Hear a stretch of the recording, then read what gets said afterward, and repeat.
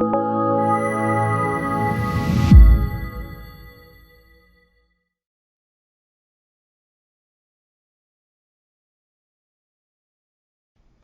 Jacob Hornberger, president of the Future of Freedom Foundation, and this is episode 18 of my series on the JFK assassination. I want to thank you all for your astute comments at the end of episode 17 that are posted on our YouTube channel. One of you have pointed out that I made another mistake, and you're absolutely right. When I described Harold Weisberg as just sort of an ordinary citizen, actually he was much more than that, as you all have pointed out. And if you permit me to read from Wikipedia, Weisberg served as Office of Strategic Services Officer during World War II, a U.S. Senate staff member, an investigative reporter, an investigator for the Senate Committee on Civil Liberties, and a U.S. State Department intelligence analyst. So clearly, Weisberg is not just an ordinary citizen doing investigative work. He has serious credentials, and thank you for pointing that out to me. I didn't know that. Now, when Jim Garrison subpoenaed the autopsy photographs and x-rays from the National Archives for the use in his criminal prosecution of this man named Clay Shaw, where Garrison was alleging that the assassination was really a highly sophisticated, highly complex U.S. national security state regime change operation and cover-up, he also subpoenaed the Zapruder film. Now, we've talked about the Zapruder film in an earlier episode. Abraham Zapruder, Dallas businessman, goes out to Dealey Plaza with his brand new movie camera and films the assassination. Now, let's back up a moment, though, and first talk about these motorcades. They were kind of interesting. They were really a campaign device in which the president, be like a little mini parade, which would go downtown and it would be open air. The president would be in a convertible and he'd be close to the people and connecting to people, sort of like, present the image of he's one of the people.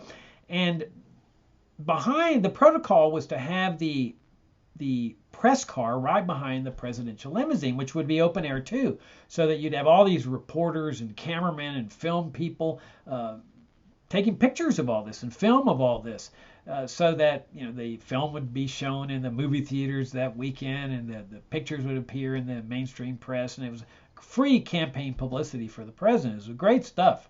But what was interesting about this particular motorcade was that they had put the press car several cars behind the president, which made no sense because they were unable to take pictures of the president during the time of the motorcade. Now, as the motorcade is proceeding in downtown Dallas, the streets are absolutely packed. I mean, there's high rises in downtown Dallas. The streets are very narrow. So people were really close to the president. And people are cheering, which shocked a lot of people because Dallas was known as a right-wing, conservative, pro-Cold War, pro-national security state, pro-CIA, pro-military, anti-communist, right-wing city. And Kennedy here was a liberal Democrat who was actually reaching out to the Soviet Union, which was the official enemy of the national security establishment. Kennedy was reaching out to them in a spirit of peace and friendship. And so it was very odd that suddenly, and we'll talk about that in a later episode, but here, all these people cheering for Kennedy, even to the point where Nellie Conley, the wife of President Conley, both of whom were in the presidential limousine with the president when he got shot, that Nellie Conley turns to President Kennedy and says, well, Mr. President, you can't say that Dallas doesn't love you. So in any event, when the motorcade reaches Dealey Plaza, it's leaving the downtown area. And so this is the area that connects onto the expressway where the president was getting on to go give his speech at the World Trade Mart. And so this area was relatively sparsely populated by people, and virtually all of them were amateur photographers, with amateur cameras and films like Zapruder. And the press car, being several cars back, was unable to be there to take pictures. I mean, if they had been there as the protocol had established right behind the presidential limousine, everything would have been different because there would have been a multiplicity of professional, crystal clear photographs of everything, the grassy knoll, the crowds, the school book depository. There would have been crystal clear films. But because that car was put several cars back, that type of thing was prevented from happening. Now, immediately after the assassination, the law enforcement officials started seizing, confiscating people's photographs and film. They said they needed it for the investigation. They promised to return them. And one of them was a man named Orville Nix. He also filmed the assassination. And they confiscated his film. They promised to give it back to him, but of course they never did. They returned a copy to him, and to the day he died, Nix claimed that they had removed frames. They had altered his film when they did the copy. In fact, the family to this day is still suing the government for return of the original film, but of course they're never going to get it. In my opinion, that film's been long destroyed. In any event, Zapruder makes it back to his office with his film, but he's visited almost immediately by a couple of Dallas policemen who said, "Turn it over. We need it for our investigation. We promise we'll give it back to you." And Abraham Zapruder was a wily guy. He says, "Well, the big problem is I can't do that because it's in my office safe." So the two cops knew right away that even if they barged into his office to seize the tape without his consent, the film, there was no way they were going to crack open that safe. So they leave, and later, or shortly thereafter, an FBI agent comes by, and so Zapruder has more trust in him, and he starts negotiating with him to give him a copy. So they go around to the local Kodak place and some place called Jamieson Film Company, and they get the film developed. Now, it's worth noting that the film starts out as a 16 millimeter film. And what that means is it's one wide strip of film, and one half has stuff on it, and the other half has stuff on it. And so to watch this film, you have to slice it down the middle, and then connect the two ends, and now it becomes one long 8 millimeter film instead of one short 16 millimeter film. And the important thing to know about this is that once you've sliced it down the middle and converted the 16 millimeter into an 8 millimeter, there's no going back. So that's what they did there. They sliced it down the middle and they connected, and then they now had an 8 millimeter film, and they watched. Some of them watched the film. But Zapruder gives a copy to the FBI agent, who immediately ships it to Washington. Now, in what may have been a total coincidence, and maybe was a total coincidence, Life magazine immediately contacts Zapruder and says, "We want to buy the film." They first wanted to buy the print rights, and then they said, "We want to buy the whole film." And so they quickly strike a deal with Zapruder to pay him the equivalent in today's value of dollars, $1 million. So Zapruder's coming out pretty good on this thing. And he also gets part of the film rights that Life magazine says when we start licensing the film rights, or we sell the film or whatever, you're going to get part of the proceeds on this. So Zapruder turns over the film to them. Now, in what also may have been a total coincidence, one of the principals in Life magazine, a guy at the very top, was a guy named C.D. Jackson, who, as it turns out, had a very close working relationship with the CIA. And in fact, in what may also be a total coincidence, Henry Luce, the principal stockholder of Life magazine, who actually had created Life magazine and Time magazine and the family of magazines in this area, he also had close working relationships with the CIA, both of them stretching back to World War II. Now, in 1977, Carl Bernstein of Woodward and Bernstein fame, Watergate conspiracy, he wrote an article for Rolling Stone magazine that detailed the close working relationship with many of these major media outlets and the CIA during the Cold War. And many of them make no bones about it. They said, "Hey, we have no problems with this. We're working with the CIA because we're patriots, and the CIA has told us that the communists are coming to take over America, and we're working to stop a communist takeover, and we've got no bones about working with America's, the federal government's secret intelligence establishment here." So this is what was going on. Now, was it a coincidence? Well, presumably so. Now, Life magazine was obviously making a lot of money off this thing. I mean, this is what happened. That in their November 29th issue, they decided to take frames from the Zapruder film and put them in that issue. Now, this was the issue that was going to be devoted to the corruption that Lyndon Johnson was allegedly involved in. Remember, we talked about that in the previous episode. The Billy Saul Estes scandal, where Estes ended up going to the penitentiary for agriculture fraud. The corruption with Bobby Baker. Well, this is what was going to happen in Life magazine. There was going to be a full expose. In fact, many people think that if it hadn't been for the assassination, Johnson would clearly have been off the ticket. The Kennedys had made it very clear they were not interested in keeping him on the ticket, but that he may very well have ended up in the penitentiary, or at least convicted of corruption.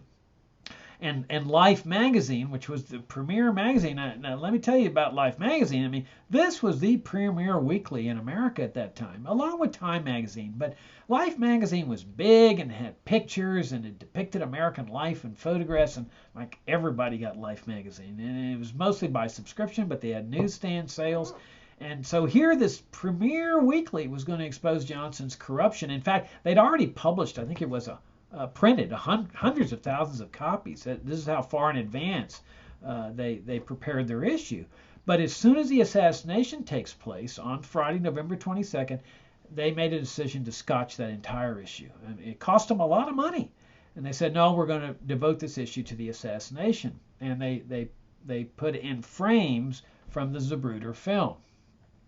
Now, here's what's strange, and they must have made a cajillion dollars on that particular issue, the November 29th issue. I mean, everybody wanted that issue, so the newsstand sales had to have been through the roof, and new subscriptions, and they must have made a killing. But nobody begrudges them for that. I mean, this is a for-profit operation. Presumably, the $1 million in today's value that they gave was their money, and so so they make a lot of money. Nobody begrudged them like that at all. But here's the strange thing. Here's the anomaly in all this: that this for-profit operation takes the Zapruder film and locks it away in their vault and says nobody is ever going to see this film. Now, that shocked people. In other words, here Life magazine, that has presumably used their own money, totaling the equivalent of $1 million, is suddenly saying, well, we're going to not make any money off this film. And they're essentially taking, and what must have been a total coincidence, the same position that the U.S. national security establishment is taking with respect to the JFK-related assassination records. Remember, these records stayed secret all the way through the 1990s.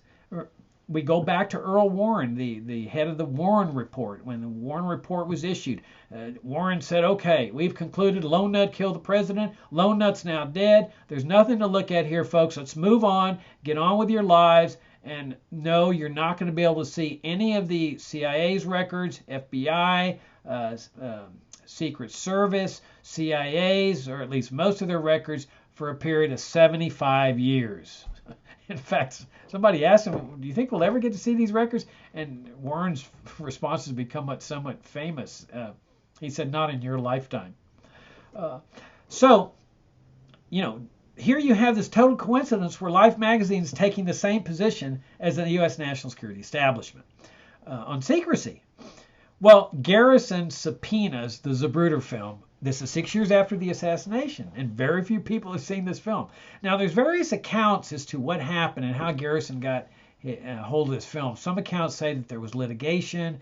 Some accounts say it actually went up on appeal. I have not been able to ever determine with any degree of certainty what exactly happened here. But clearly, Life magazine had to have resisted the subpoena. But Garrison, unlike the photographs and x-rays that the U.S. national security establishment wanted to be kept secret, he prevails here with the Zapruder film. And Life magazine ends up turning over to him a much degraded, like 5th or 6th generation copy of the Zapruder film. But it was clear enough to show something absolutely remarkable, and that absolutely stunned everybody in the courtroom, especially the jury. Now, those of you that have seen the movie JFK, Oliver Stone's movie, which is modeled on Garrison's prosecution in this case, you'll recall that famous scene where Kevin Costner, who's playing Garrison, says, is talking about the headshot to Kennedy, and he's saying, back and to the left, back and to the left, back and to the left. Well, what he's referring to is when the shot hits Kennedy in the head, his body is flung violently back and to the left, which implies a shot having been fired from the front, which of course would corroborate Sandra Spencer, the U.S. Navy petty officer who would testify some 40 years later before the ARRB that the autopsy photographs she developed showed that massive exit wound in the back of the head, even though the official photographs in the record show no such thing. They show the back of the head to be intact. It would the violent back into the left would also corroborate what those bystanders behind the limousine when they were splattered with exit debris, the Harper fragment that was occipital bone, which is the lower back of the skull that they found in Dealey Plaza, the two nurses, Audrey Bell and Diana Bowrun, both of whom said he had this massive exit-sized wound in the back of his head. Clint Hill verified the same thing. The Secret Service agent climbing on the back of the limousine. The two FBI agents, O'Neill and Sibbert, who said the same thing, and one of whom said that the photographs in the official record looked doctored. And then, of course, many of the participants in the Bethesda autopsy who verified this massive wound in the back of President Kennedy's head, which would imply an exit wound, despite the fact that the House Select Committee, as we discussed earlier, lied about what they had said. So here you've got this film that's verifying the same thing. Now here's an interesting twist to this, and what was obviously a total coincidence. But when Life magazine published the frames of the Zapruder film in that November 29th issue, they accidentally reversed the two of the frames with respect to the headshot wound, and so that they showed the president being flung forward instead of backwards. But they later acknowledged that was just a mistake. Now here's another interesting twist to this, that there was a reporter for Life magazine named Paul Mandel, who's a very prominent guy. I mean, very reputable, credible. He was gold standard as far as journalists go. Everybody, had total faith in Mandel.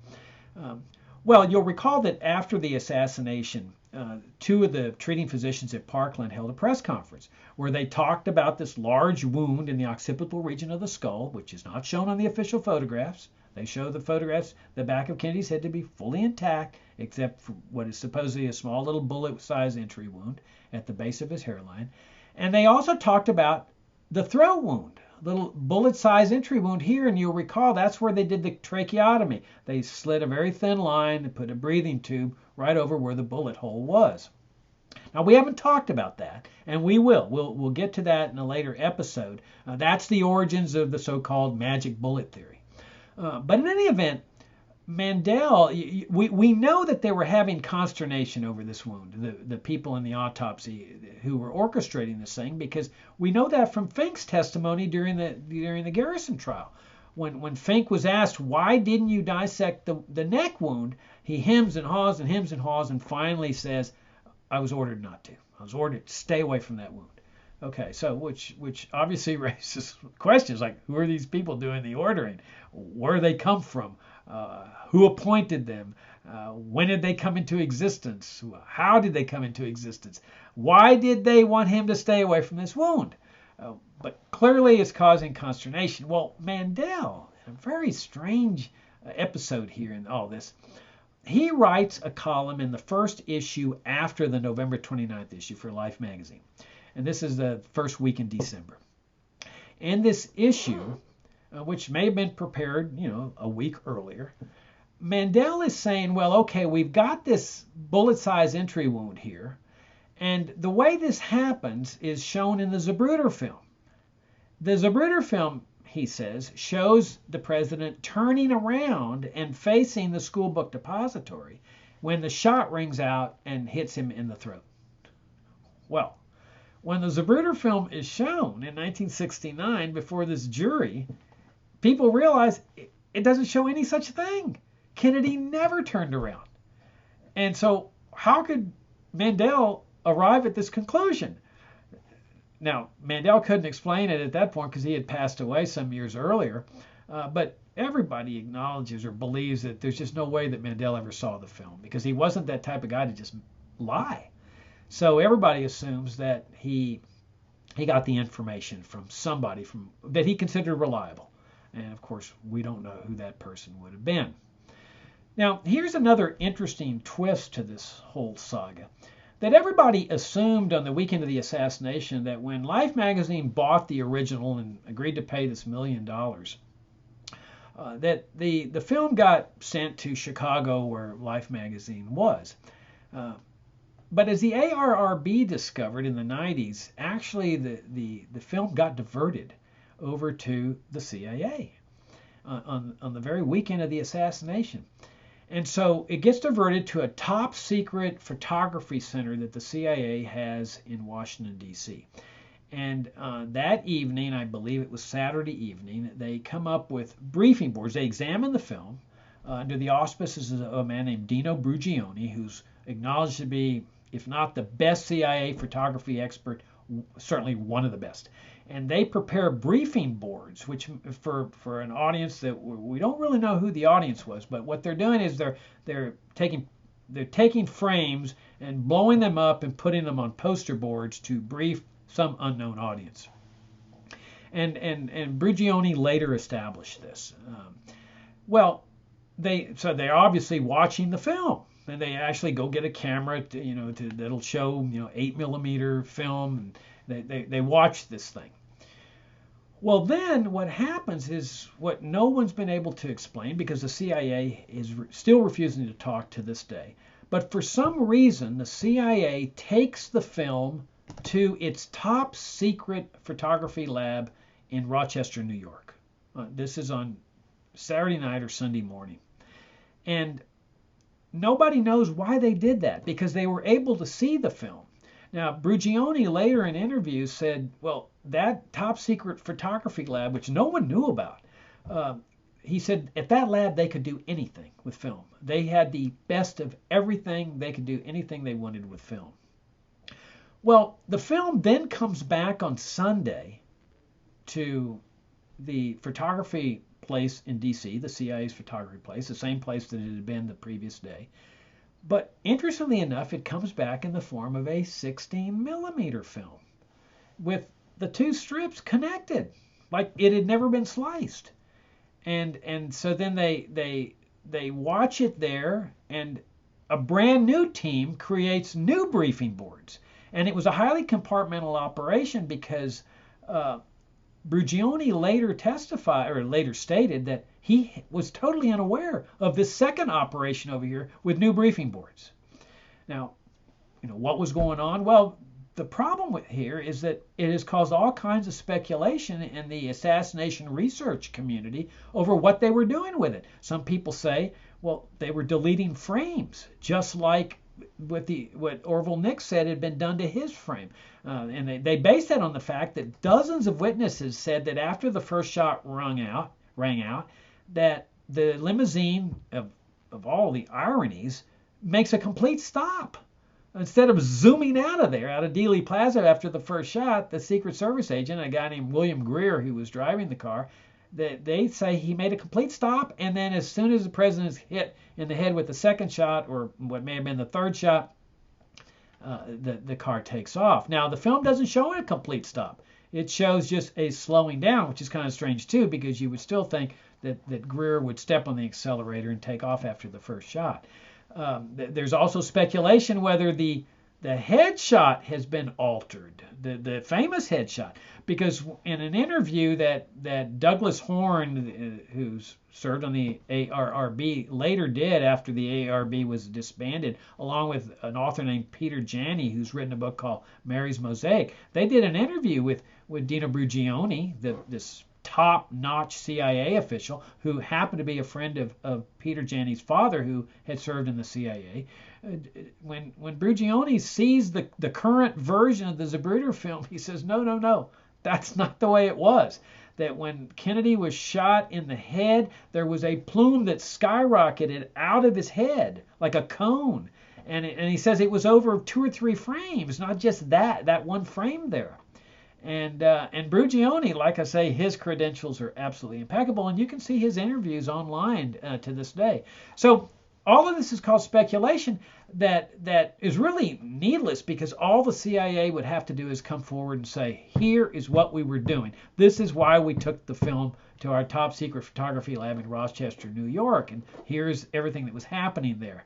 They've never done that. Well, in any event, despite the film, Garrison's prosecution was fell apart. I mean, his witnesses were absolutely horrible. He was unable to prove that Clay Shaw had served this peripheral role, and so the jury quickly acquitted Shaw, and the mainstream media, as you can imagine, just came crashing down on Garrison, criticizing him for this prosecution, instead of like being inquisitive, investigative, saying, well, let's check out what Fink was talking about here about this guy that ordered him not to dissect the neck wound. What's that all about? Or, hey, why is the Justice Department fighting so fiercely these autopsy photographs and x-rays from being disclosed? Let's check that out. None of that. Instead, it would just attack Garrison. And the Justice Department also went on the attack. They were furious. They actually indicted Garrison, retaliating against him on an income tax charge, standard charge whenever they can't get somebody on something else, and some kind of ridiculous corruption charge. And the juries quickly acquitted Garrison, and he was later elected by the people of Louisiana to be a judge on the Court of Appeals. So it was clear that people of Louisiana didn't put much stock in anything the Justice Department was saying or doing to Garrison. But the real legacy of Jim Garrison was to raise this notion, this possibility that this was in fact a highly sophisticated regime change operation on November 22nd. And then the real genuine legacy is that it was his prosecution that inspired the Academy Award winning producer and director Oliver Stone to do the movie JFK. And then at the end of that movie, Stone includes that little blurb that says they're still keeping all these things secret, and that causes people to be so upset, because by this time most people didn't buy the Warren report and thought it was ridiculous. So that forces Congress to enact the JFK Records Act. So if it hadn't been for Garrison, everything, especially the autopsy, or most everything, would still be encased in secrecy concrete. But with the JFK Records Act, that's how we learn about the fraudulent autopsy and the deception, the lies, the bogus photographs and x-rays and so forth, the 2 brain examinations. And that's the legacy of Jim Garrison. Now, here's the real irony of this, the JFK Records Act. Now, clearly, the national security establishment was not happy about this act. I mean, they felt they had another 40 years of secrecy here. And this was short-circuiting it. But they didn't lose everything, because Congress inserted a bizarre provision in the law that said that no matter what the ARRB finds or discovers when these documents and records are released, they are absolutely prohibited from investigating any of it. Now, can you imagine anything more bizarre? That if you find evidence of criminal action or wrongdoing, you can't investigate it. You're prohibited. And the board of the ARRB absolutely strictly enforced this. They made the staff know that if anybody was caught investigating any anomalies, any mysteries, any improper conduct, any felonious conduct, any criminal conduct, including fraud, they would be fired. And the general counsel for the ARRB was a lawyer named Jeremy Gunn. He was the guy that would conduct the depositions of the witnesses. And it was clear that he was suspicious of some aspects of this whole thing. He was the one, along with Douglas Horne, who discovered by studying the timelines and the testimony that there were actually 2 separate brain examinations that the pathologists were trying to sell as one brain examination, which of course was just clear, false, perjurious testimony. It was also Gunn who said to Horne once, he says, the purpose of these autopsy photographs seems to be to conceal rather than reveal. But even then, Gunn made it very clear that no one was to investigate anything because the law prohibited it. I mean, all they had to do was go back to Congress. The board could have gone back to Congress. The executive director could have gone back to Congress. Jeremy Gunn, and saying, look, we need an expansion of the mandate. We've got some really bad stuff that's popping up here. But nobody did that. And so you have this bizarre situation, which was the legacy of Jim Garrison, with this Assassination Records Review Board releasing unbelievable amounts of